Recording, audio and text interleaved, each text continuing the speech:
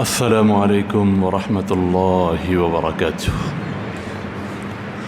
الحمد لله وحده والصلاة والسلام على من لا نبي بعده. الحمد لله رب العالمين والصلاة والسلام على سيد الأنبياء وأشرف المرسلين وعلى آله وأصحابه ومن تبعهم بإحسان إلى يوم الدين. قال تعالى بعد أعوذ بالله من الشيطان الرجيم بسم الله الرحمن الرحيم والفجر وليال عشر والشفع والوتر والليل إذا يسر.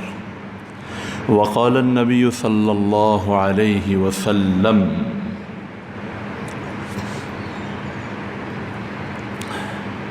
الحج عرفہ او کما قال صلی اللہ علیہ وسلم. میرے محترم بھائی اور دوستو، اللہ رب العزت زمانے کا خالق ہے. لیل و نہار کی تخلیق اسی نے کی ہے. اللہ پاک نے بعض وقتوں کو، بعض زمانوں کو بہت بہت مبارک بنایا ہے. جس طرح سے اللہ رب العزت نے پورے ہفتے میں جمعے کے دن کو سب سے زیادہ برکت والا بنایا، جمعے کے دن کو دنوں کا سردار بنایا. 12 مہینوں میں رمضان المبارک کو اللہ تعالیٰ نے 12 مہینوں کا سردار بنایا، سب سے زیادہ بابرکت بنایا. ساری کی ساری راتوں میں اللہ تعالیٰ نے لیلۃ القدر کو سب سے عظیم الشان فضیلت والی رات بنایا. تو اللہ پاک جس وقت میں چاہتے ہیں برکتیں رکھ دیتے ہیں، جس وقت میں چاہتے ہیں اپنی رحمتوں کی بارشیں برسا دیتے ہیں. جن اوقات میں چاہتے ہیں اپنے بندوں کو نوازنے کے لیے ان اوقات کو بابرکت رحمتوں سے بھرپور بنا دیتے ہیں. جس طرح سے شب برات ہے، وہ بھی برکت والی رات ہے. تو اسی طرح اللہ رب العزت نے یہ جو ذی الحج کا مہینہ ہے، اس کا پہلا عشرہ وہ بہت بابرکت بنایا ہے. آج یکم ذی الحج ہے. یہ اسلامی سال کا آخری مہینہ ہے. اس کے بعد اگلے محرم الحرام سے اسلامی سال کی ابتدا ہوگی. یہ اسلامی سال کا آخری مہینہ ہے. یہ بہت سی فضیلتوں کا حامل مہینہ ہے. اس مہینے میں اللہ پاک نے وہ عبادتیں مشروع فرمائی ہیں جو پورا سال نہیں ہے. حج کتنا بڑا رکن ہے. اسلام کی شان و شوکت کے اظہار کے لیے حج سے بڑا کوئی عمل نہیں کہ پوری دنیا سے آئے ہوئے حجاج وہ لبیک اللہم لبیک کی صدائیں لگاتے ہوئے اللہ تعالیٰ کے گھر کے پھیرے لگاتے ہیں، صفا مروہ کرتے ہیں، منا جاتے ہیں، عرفات جاتے ہیں، مزدلفہ جاتے ہیں، منا جاتے ہیں.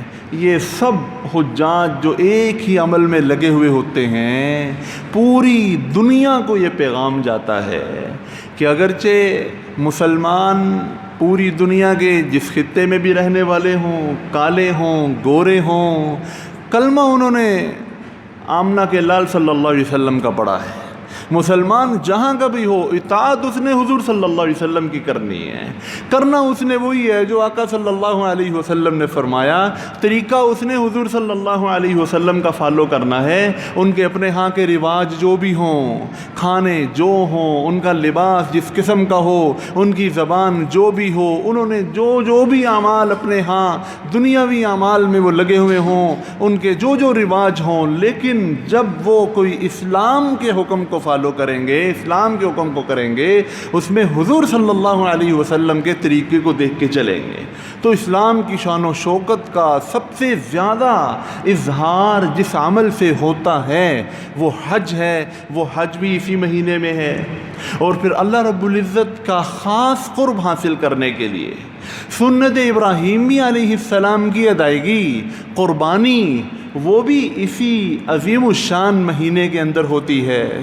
اور اللہ تعالیٰ فرماتے ہیں کہ میں نے 12 مہینے پیدا کیے ہیں، ان 12 مہینوں میں سے 4 مہینے اللہ تعالیٰ نے حرمت والے، عزت والے بنائے ہیں۔ ان 4 مہینوں میں ایک عظیم الشان مہینہ، بلکہ ان 4 میں سب سے زیادہ عظیم الشان مہینہ وہ یہ ذی الحج کا مہینہ ہے۔ تو یہ بہت مبارک ایام ہیں، یہ بہت مبارک مہینہ ہے جو آج شروع ہو رہا ہے۔ اور پھر ذی الحج کے مہینے میں، ذی الحج کے مہینے کا جو پہلا عشرہ ہے، اس کی تو فضیلت کے کیا ہی کہنے، اس کی تو فضیلت قرآن پاک سے ثابت، کتنی حدیثوں میں حضور صلی اللہ علیہ وسلم نے ذی الحج کے پہلے عشرے کی فضیلتوں کو بیان فرمایا ہے، بڑی عظیم الشان فضیلتوں کا حامل ہے۔ آپ اندازہ فرمائیں کہ اللہ تعالیٰ نے سورہ فجر میں قسم اٹھائی، والفجر، فجر کی قسم۔ حضرت ابن عباس رضی اللہ عنہما جو امام المفسرین ہیں، حضور صلی اللہ علیہ وسلم نے جن کے سینے پہ ہاتھ رکھ کے کہا تھا کہ یا اللہ اس کو تفسیر کا علم سکھا، حضرت ابن عباس رضی اللہ عنہما والفجر کی تفسیر بیان فرماتے ہوئے کہتے ہیں، والفجر، یہ 10 ذی الحج کی صبح جو فجر ہے، اس فجر کی اللہ پاک نے قسم اٹھائی ہے۔ ولیال عشر، آگے اللہ تعالیٰ 10 راتوں کی قسم اٹھا رہے ہیں کہ ولیال عشر، 10 راتوں کی قسم۔ حضرت ابن عباس رضی اللہ عنہما اور دوسرے اکثر مفسرین، علامہ قرطبی اور بڑے بڑے مفسرین فرماتے ہیں کہ ولیال عشر سے ذی الحج کی پہلی 10 راتیں مراد ہیں۔ پہلی 10 راتیں وہ ایسی فضیلتوں کی حامل ہیں، وہ ایسے فضائل پر مشتمل ہیں کہ اللہ رب العزت ان راتوں کی قسمیں اٹھا رہا ہے۔ والشفع والوتر، جفت کی قسم اور طاق کی قسم، یہ طاق اور جفت ہوتا ہے۔ ابن عباس رضی اللہ عنہ فرماتے ہیں جفت سے مراد 10 ذی الحج ہے، اور طاق سے مراد 9 ذی الحج یوم عرفہ ہے، جس دن حجاج کرام میدان عرفات کے اندر جمع ہوتے ہیں۔ آپ اندازہ فرمائیں کہ 4 قسمیں اللہ تعالیٰ نے اس سورت کے شروع میں ارشاد فرمائیں، ان 4 قسموں کا تعلق ذی الحج کے پہلے 10 دنوں کے ساتھ ہے۔ 10 راتوں کی قسم اٹھائی، اور 10ویں ذی الحج جب پوری امت مسلمہ قربانی کر رہی ہوتی ہے، اس دن کی قسم اٹھائی۔ اور حجاج کرام 9 ذی الحج کو جو وہاں جمع ہوتے ہیں، اللہ نے 9 ذی الحج کی قسم اٹھائی۔ اور فجر، 10 ذی الحج کی فجر کی اللہ رب العزت نے قسم اٹھائی۔ اللہ تعالیٰ جب کسی بات کی، کسی چیز کی قسم اٹھاتے ہیں، وہ اس چیز کی اہمیت، اس چیز کی شان و شوکت بیان کرنے کے لیے اٹھاتے ہیں۔ اللہ تعالیٰ کو قسم اٹھانے کی کوئی ضرورت نہیں ہے۔ اللہ تعالیٰ قسم اٹھاتے ہیں، اس کا مطلب یہ ہوتا ہے کہ جس کی اللہ نے قسم اٹھائی ہے وہ کوئی معمولی چیز نہیں ہے۔ ہمارے لیے یہ حکم ہے کہ من احلف بغیر اللہ فقد اشرک، جس نے اللہ کے علاوہ کسی اور نام کی قسم اٹھائی اس نے شرک کیا۔ جس نے ماں باپ کی قسم اٹھائی اس نے شرک کیا۔ جس نے اپنے بچوں کی قسم اٹھائی اس نے شرک کیا۔ ہمارے ہاں یہ جہالت رواج پا گئی کہ لوگ کہتے ہیں تو اپنے بچوں کی قسم اٹھا، تو اپنے ماں باپ کی قسم اٹھا، تو اپنے فلاں پیارے کی قسم اٹھا۔ قسم تو صرف اور صرف اللہ رب العزت کے نام کی اٹھائی جاتی ہے، کیونکہ قسم کا مطلب یہ ہوتا ہے، جب میں کہتا ہوں اللہ کی قسم تو اس کا مطلب یہ ہوتا ہے کہ میں اللہ کو حاضر ناظر جان کر، اللہ کو گواہ بنا کر یہ بات کہہ رہا ہوں۔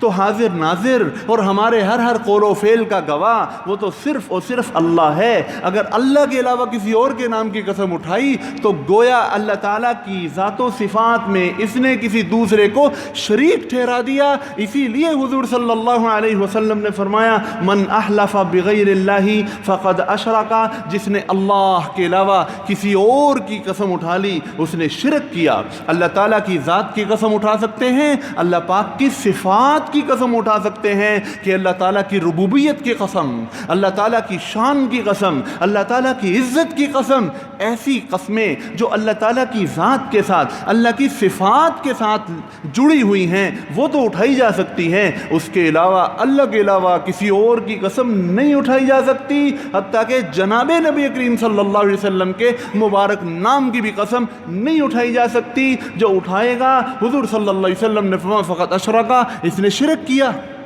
تو ہم تو اللہ ہی کی قسم اٹھائیں گے، لیکن اللہ رب العزت وہ تو سب سے بڑے ہیں۔ اللہ تعالیٰ جن چیزوں کی قسم اٹھاتے ہیں اس میں ایک پیغام مخفی ہوتا ہے کہ میں جن چیزوں کی قسم اٹھا رہا ہوں وہ معمولی نہیں ہے، وہ بڑی شان و شوکت والی ہیں، ان کو میں نے بڑی شانیں عطا فرمائی ہیں۔ تو اللہ تعالیٰ نے ان دنوں، یہ جو دن اب آج سے یہاں شروع ہوئے، ان کی راتوں کی قسم اٹھائی ہے۔ اللہ تعالیٰ نے عشرہ جو ہے وہ 10 ذی الحج کی صبح کی قسم اٹھائی ہے۔ تو 4 قسمیں ان 10 دنوں سے متعلق ہیں، اللہ نے ہمیں بتا دیا، یہ بڑے عظیم الشان دن ہیں۔ میرے محترم بھائی اور دوستو، حضرت رسول اکرم صلی اللہ علیہ وسلم نے ارشاد فرمایا کہ ذی الحج مہینے کا جو پہلا عشرہ ہے، اس میں کیے ہوئے اعمال اللہ کو اتنے پسند آتے ہیں، اس میں کی ہوئی نیکیاں اللہ پاک کو اتنی پسند ہیں کہ سال بھر کے اعمال اللہ تعالیٰ کو اتنا خوش نہیں کرتے، اللہ کو اتنے پسند نہیں آتے جتنے ان 10 دنوں میں کیے ہوئے اعمال اللہ کو پسند آتے ہیں۔ جو بھی عمل ہو، چاہے اس کا تعلق مالی عبادت کے ساتھ ہے، چاہے اس کا تعلق قولی عبادت کے ساتھ ہے، چاہے اس کا تعلق جسمانی عبادت کے ساتھ ہے، اس کا تعلق جس طرح کی عبادت کے ساتھ بھی ہے، وہ عمل چونکہ ان 10 دنوں کے اندر وقوع پذیر ہوا ہے، وہ عمل اللہ کو بے حد محبوب ہے۔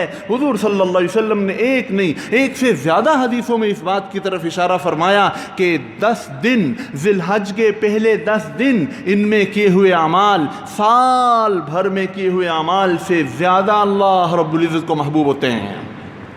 اور پھر صحابہ رضی اللہ عنہم پہ قربان جائیں، انہوں نے عرض کی یا رسول اللہ ولل جہاد فی سبیل اللہ، یا رسول اللہ آپ کہہ رہے ہیں کہ سارا سال کیے گئے اعمال میں ان 10 دنوں میں کیے ہوئے اعمال زیادہ اللہ کو خوش کرتے ہیں، آپ ہمیں یہ بتائیے کہ جو اللہ کے راستے میں جہاد کرنے کے لیے جاتا ہے، اپنے بیوی بچوں کو چھوڑ کے چلا گیا، اپنا کاروبار چھوڑ کر اعلاء کلمت اللہ تعالیٰ کا دین، اس کے سربلندی کے لیے وہ چلا گیا، تو کیا اللہ کے راستے میں جہاد کرنے والے کا عمل بھی ان 10 دنوں سے درجے میں کم ہے؟ حضور صلی اللہ علیہ وسلم نے فرمایا ہاں، ان 10 دنوں میں کیے گئے اعمال جہاد فی سبیل اللہ سے بھی بڑی فضیلت رکھتے ہیں۔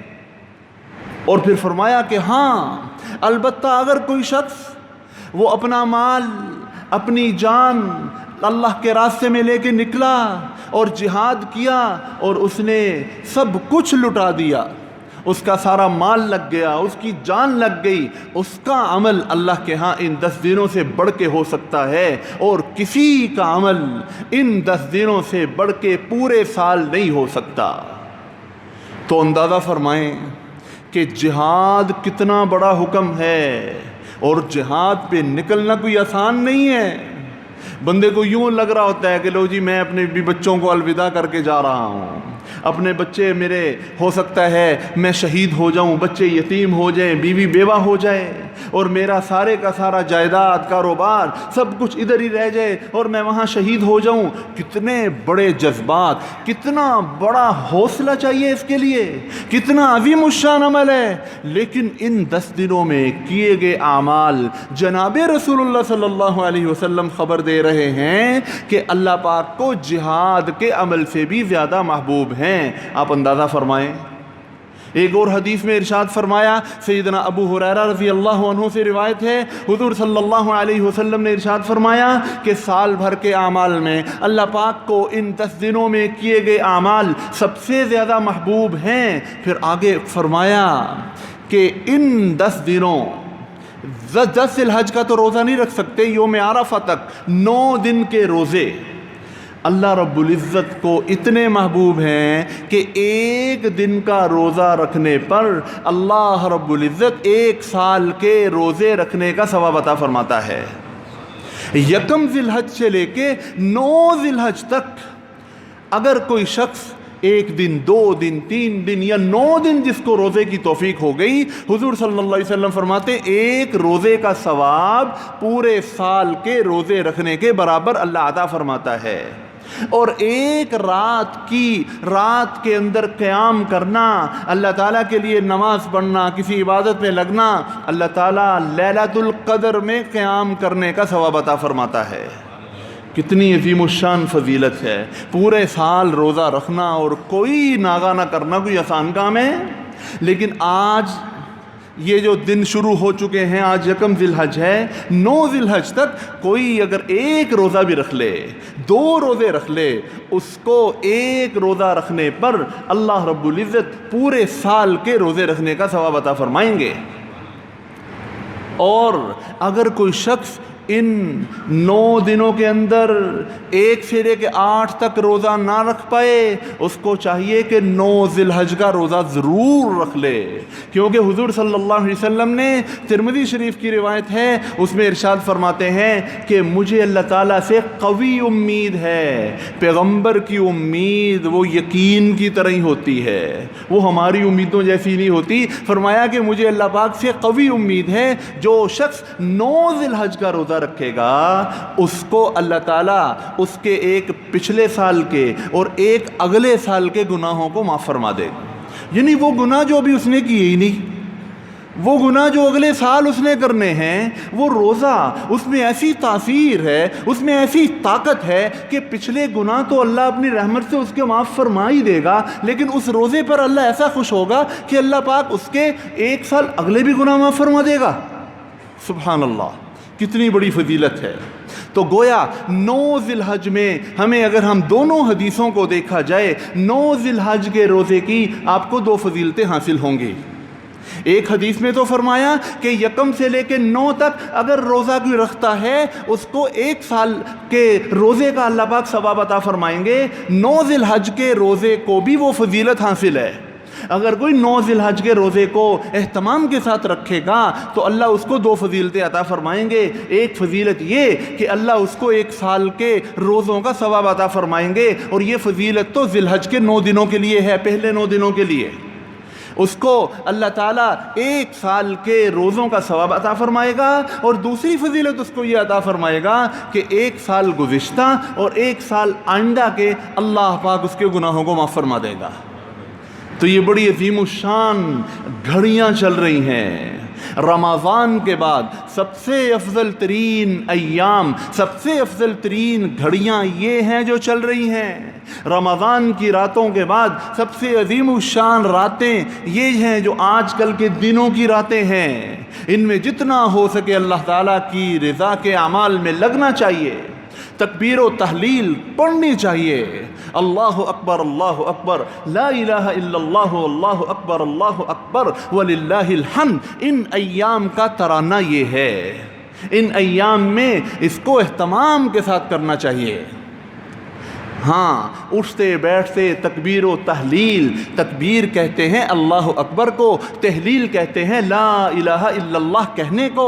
تکبیر و تحلیل دونوں ہی اس ترانے کے اندر، ان کلمات کے اندر آ جاتی ہیں۔ اللہ اکبر لا الہ الا اللہ، اللہ اکبر وللہ الحمد۔ علامہ شامی رحمۃ اللہ علیہ نے لکھا ہے کہ حضرت ابراہیم علیہ السلام نے جب حضرت اسماعیل علیہ السلام کے گلے پہ چھری پھیرنے کے لیے ان کے ہاتھ وغیرہ باندھ کر ان کو لٹا لیا تھا اور اپنی طرف سے ان کی گردن پہ، اپنے لاڈلے بیٹے کی گردن پہ چھری چلا دی تھی، تو جب حضرت جبرائیل مینڈا لے کے آئے تھے تو انہوں نے مینڈا حضرت ابراہیم کی چھری کے نیچے پیش کرتے وقت کلمات کہے تھے اللہ اکبر پھر جب حضرت ابراہیم علیہ السلام نے چھری چلا دی اور ان کو پتہ لگا کہ اللہ پاک نے میرے بیٹے کی بجائے اس مینڈے کی قربانی کو قبول کیا ہے اور بیٹا پاس کھڑا ہے، تو ابراہیم علیہ السلام کی زبان سے الفاظ نکلے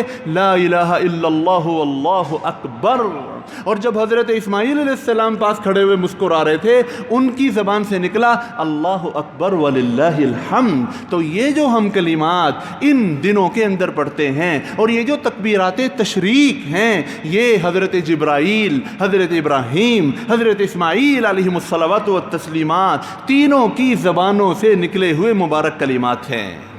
حضرت جبرائیل علیہ السلام نے اللہ اکبر یہ کہا مینڈا لاتے وقت، حضرت ابراہیم علیہ السلام نے چھری پھیرتے وقت لا الہ الا اللہ واللہ اکبر، اور حضرت اسماعیل علیہ السلام نے جب دیکھا اللہ پاک نے میری گردن کو محفوظ رکھا ہے اور مینڈے کو اللہ نے ذبح کروا دیا ہے، انہوں نے کہا اللہ اکبر وللہ الحمد۔ تو یہ الفاظ ہم جو پڑھتے ہیں یہ اتنے مبارک الفاظ ہیں، اللہ تعالیٰ کو ان تینوں کے جو ہے وہ زبانوں سے نکلے ہوئے الفاظ اتنے پسند آئے کہ اللہ پاک نے ان کو ہمارے لیے واجب قرار دے دیا۔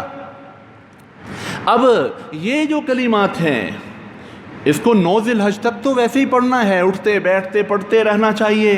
اللہ تعالیٰ کو ان دنوں میں تکبیر و تحلیل بے حد پسند ہے، اللہ اجر و ثواب سے مالا مال فرما دیتے ہیں، لیکن 9 ذی الحج سے لے کے 9 ذی الحج کی فجر سے لے کے 13 ذی الحج کی عصر تک، 9 ذی الحج کی فجر سے لے کے 13 ذی الحج کی عصر تک ہر مسلمان مرد و عورت کے لیے ہر نماز کے بعد، فرض نماز کے بعد ایک دفعہ، مردوں کے لیے تھوڑی سی بلند آواز میں، عورتوں کے لیے پست آواز میں ایک دفعہ پڑھنا واجب ہے۔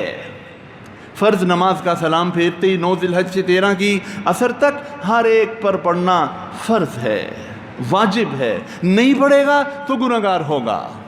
یہ ایسا عظیم الشان مہینہ ہے کہ اس میں وہ احکامات اللہ پاک نے ہمیں عطا فرمائے ہمیں نوازنے کے لیے جو اور کسی دن میں نہیں ہے، اور پورے سال میں صرف 5 دن ایسے ہیں کہ جن کے اندر روزہ رکھنا اللہ پاک نے منع کر دیا کہ ان دنوں میں روزہ نہیں رکھنا۔ ان میں سے 4 دن اس مہینے کے اندر ہیں اور ایک دن عید الفطر والا دن ہے، ایک دن یکم شوال عید الفطر۔ اس دن اللہ پاک کی رحمت ایسی جوش میں آئی ہوتی ہے کہ اللہ پاک اس دن کھانے پینے پر اجر و ثواب عطا فرما رہے ہوتے ہیں کہ تم نے روزے رکھ لیے، آج کا دن تمہارا افطار کا دن ہے، تم نے رمضان کے روزے رکھ کے مجھے راضی کیا، آج تمہیں میری طرف سے روزہ رکھنے کی اجازت نہیں ہے، آج میں بندو تمہیں دن کے وقت کھاتا پیتا دیکھنا چاہتا ہوں، روزہ نہیں رکھنا۔ اور پھر 4 دن وہ اس مہینے کے اندر 10 ذی الحج، 11 ذی الحج، 12 ذی الحج اور 13 ذی الحج، 4 دن، عید کے 3 دن اور ایک اس کے بعد والا دن، یہ 4 دن اس میں روزہ رکھنے کی ممانعت ہے۔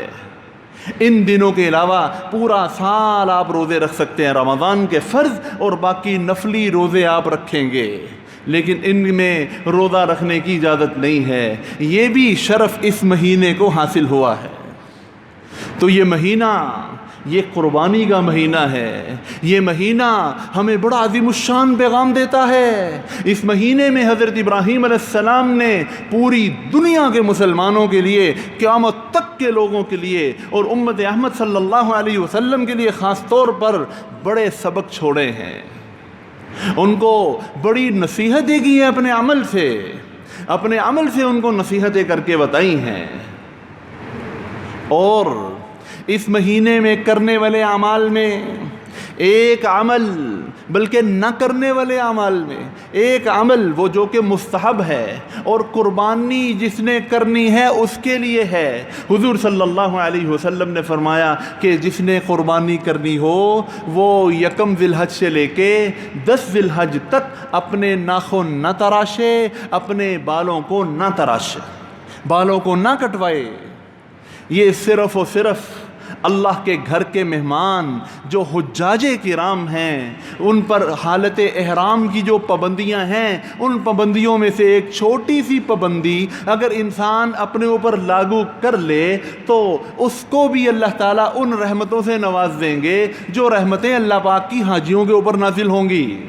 کیا بعید ہے کہ ہم اگر ناخن نہیں تراشتے ان دنوں میں، جس نے قربانی کرنی ہے، ہم اگر ان دنوں میں بال نہیں کٹواتے صرف اس لیے کہ ہم نے حاجیوں کی مشابہت اختیار کرنی ہے، حالت احرام میں حاجیوں کے اوپر جو پابندیاں لاگو ہیں ہم نے ان پابندیوں میں سے ایک جو چھوٹی چھوٹی پابندیاں وہ ہم نے اپنے اوپر لاگو کرنی ہیں، تو اللہ تعالیٰ تو بخشش کے بہانے ڈھونڈتا ہے، اللہ تعالیٰ کی رحمت تو نوازنے کے بہانے ڈھونڈتی ہے۔ وہ تو چلو اللہ تعالیٰ کے گھر میں پہنچے ہوئے ہیں، حج کے ارکان ادا کر رہے ہیں، احرام کی پابندیوں کا بھرپور وہ خیال کر رہے ہیں، اگر ہم ان چھوٹے چھوٹے دو عملوں کے ساتھ ان کی مشابہت اختیار کر لیں گے تو اللہ پاک کی رحمت سے کچھ بعید نہیں، اور اللہ کی رحمت سے پوری امید ہے کہ جب اللہ تعالیٰ اپنی رحمتوں کے در ان حاجیوں پہ کھولے گا اور بخشش کا ان کے لیے اعلان فرمائے گا اور ان کو اللہ اجر و ثواب سے مالا مال فرمائے گا، تو جنہوں نے ان کی مشابہت اختیار کی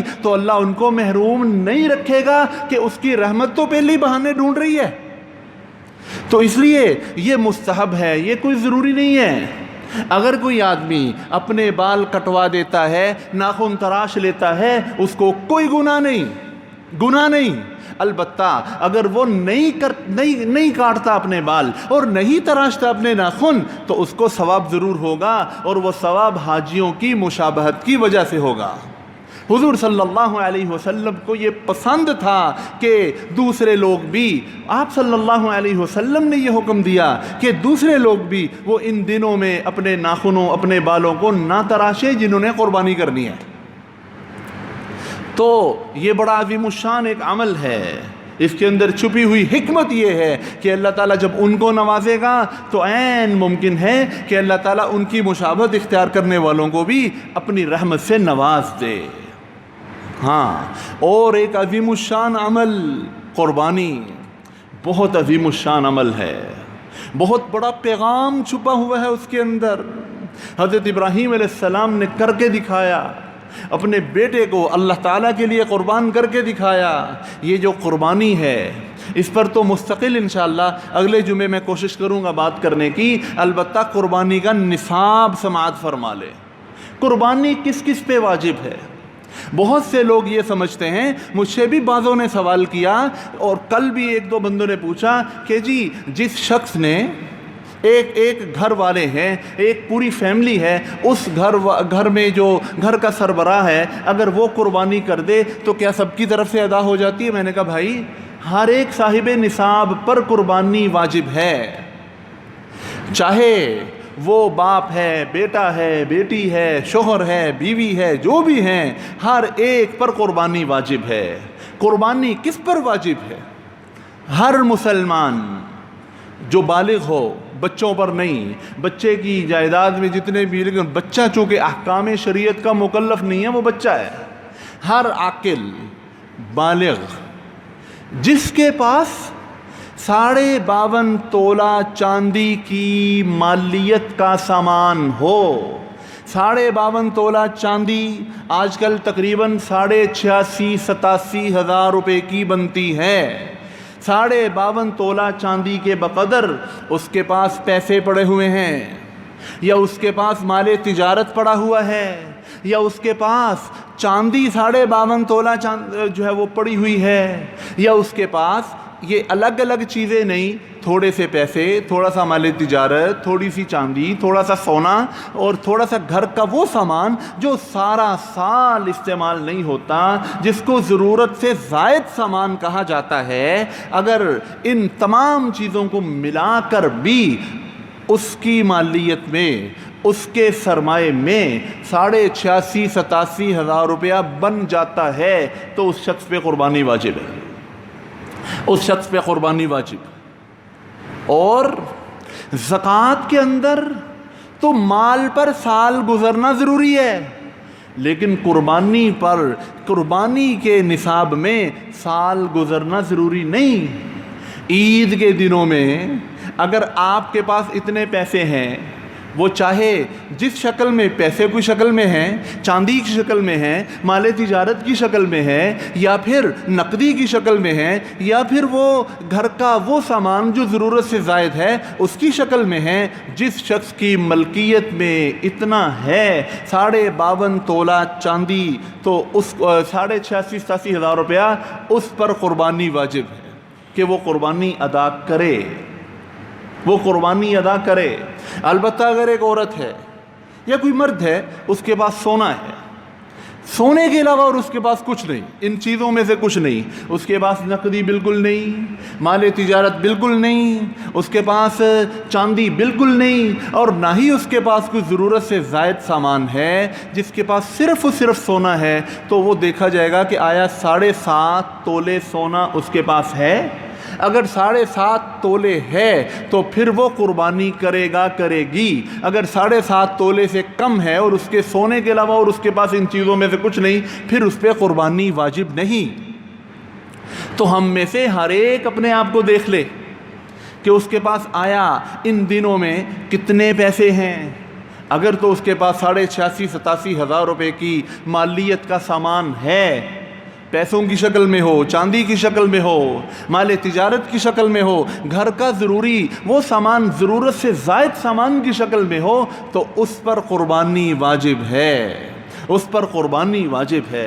حضور صلی اللہ علیہ وسلم نے فرمایا من لم یضحی فلا یقرب مصلانا، جس پر قربانی واجب تھی اور اس نے قربانی نہیں کی، وہ ہماری عیدگاہ میں نہیں آئے، ہماری عیدگاہ میں اس کو آنے کی اجازت نہیں ہے۔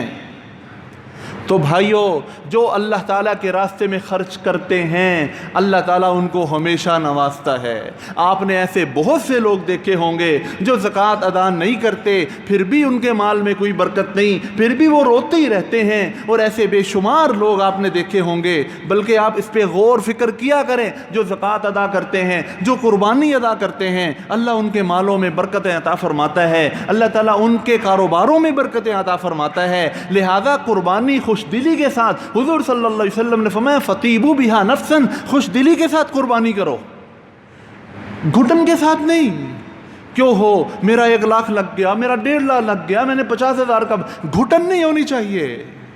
جس رب نے دیا ہے اسی نے اپنے دیے ہوئے میں تھوڑا سا تم سے مانگا ہے، اور اپنے عظیم الشان ایک حکم کی تکمیل کے لیے مانگا ہے، اور وہ تم نہیں۔ لن ینال اللہ لحومها ولا دماؤها، مجھے نہ اس کا خون چاہیے، نہ مجھے اس کا گوشت چاہیے، مجھے تو تمہارے دل کا تقوی چاہیے کہ تمہارے دل کے اندر میرے لیے قربان کرنے کا کوئی جذبہ ہے کہ نہیں۔ میں تو صرف یہ دیکھنا چاہتا ہوں اس کا گوشت تمہیں مبارک، اس کی کھال تمہیں مبارک، سب کچھ تمہارا ہے، میں تو تمہارے دل کا جذبہ دیکھنا چاہتا ہوں، اور مجھے کچھ نہیں چاہیے۔ خوش دلی کے ساتھ اللہ تعالیٰ کے حکم پر جانور کو قربان کرنا انسان کو اللہ کا مقرب بنا دیتا ہے۔ اللہ تعالیٰ ہم سب کو ان دنوں کا بھرپور فائدہ اٹھانے کی توفیق عطا فرمائے، اور اس سیزن سے خوب جنت کے اعلیٰ مراتب حاصل کرنے کی توفیق عطا فرمائے۔ وآخر دعوانا الحمدللہ رب العالمین۔